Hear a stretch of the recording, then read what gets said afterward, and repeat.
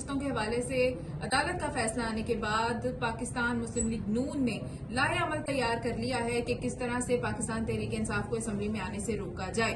साथ ही साथ दो बड़े सियासी हरीफों में सुलह होने जा रही है और वो दो बड़े सियासी हरीफ कौन हैं और ये सुलह कैसे होने जा रही है आपको बताएंगे इस व्लॉग में। मेरे साथ मौजूद हैं फैसल भट्ट साहब। फैसल साहब, फैसला आ गया, अगले काम भी शुरू हो गए हैं। नून लीग ने अब जी अपना बना लिया है कि किस तरह से हमने इन्हें रोकना है, लाएअमल तैयार हो गया। असल में आपको पता है ये फैसला बड़ा अनएक्सपेक्टेड था और फैसला आने के बाद ये हुआ कि हुक्मरान जमात जो है उसने परेशानी का इजहार किया और उनके जो उनके कानूनी माहिरीन है उनकी एक टीम तश्कील दे दी। उस टीम ने ये तजवीज दी है कि स्पीकर कौमी असम्बली अयाज सादिक को ये कहा जाए, बल्कि कह दिया गया कि वो सुप्रीम कोर्ट के मुकम्मल फैसला आने के बाद उस पे कानूनी माहिरीन उसमें से उसको शिक निकाल के देंगे। उस शिक के तहत वो दोबारा मामला जो है इलेक्शन कमीशन को भिजवा देंगे। यानी कि अभी तक पाकिस्तान तहरीक इंसाफ की जीत को तस्लीम हमने नहीं करना और ये फैसला उनको भिजवा देंगे।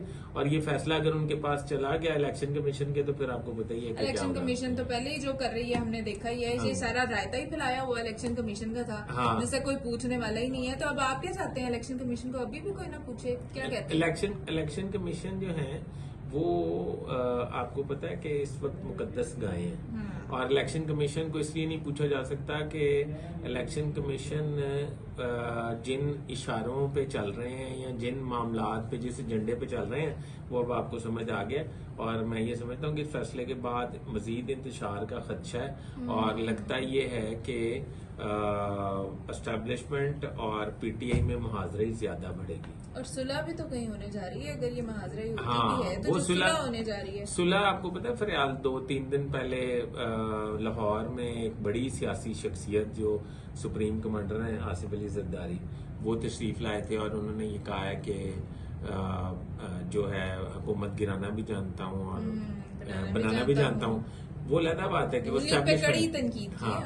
और वो अलग बात है कि वो IMF पे भी तनकीद की। वो अलग बात है कि वो एस्टेब्लिशमेंट के बगैर ऐसे काम नहीं कर सकते। तो इसका मतलब ये है कि कहीं ना कहीं उन्होंने एस्टेब्लिशमेंट को राम करने की कोशिश की है। और पीटीआई से आप बिलावल पहले भी इशारे दे रहे थे, पीटीआई से कोई सुलह सफाई की जानिब बात बढ़ सकती है तो फिर मुस्लिम लीग नून की छुट्टी हो जाएगी। बिलावल बड़ी देर पहले कह रहे हैं इमरान खान को खिताब करते हुए असेंबली के अंदर उन्हें एड्रेस किया, स्पेशली उन्हें कहा तुम्हारे राइट लेफ्ट ठीक नहीं है।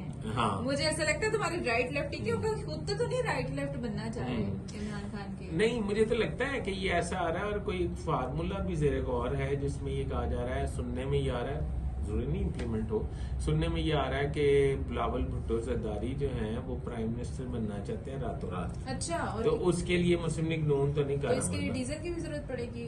डीजल मुझे नहीं पता कौन किसको कहती हैं। ओए फजलू, आप भूल कैसे सकते हैं डीजल? तो फजलू की तो सुलह हो गई है ना। फजलू की सुलह तो हो गई है, लेकिन फिर उसकी जो डीजल क्वालिटी है वो कैसे यूज हो सकती है? नहीं, वो देखे उसने आपको नहीं पता कि प्राइम मिनिस्टर साहब ने कहा था मैं तुम्हें सड़कों पे किसी को कहा था घसीटूंगा, अब उनसे झुक झुक के मिलते हैं आपस में।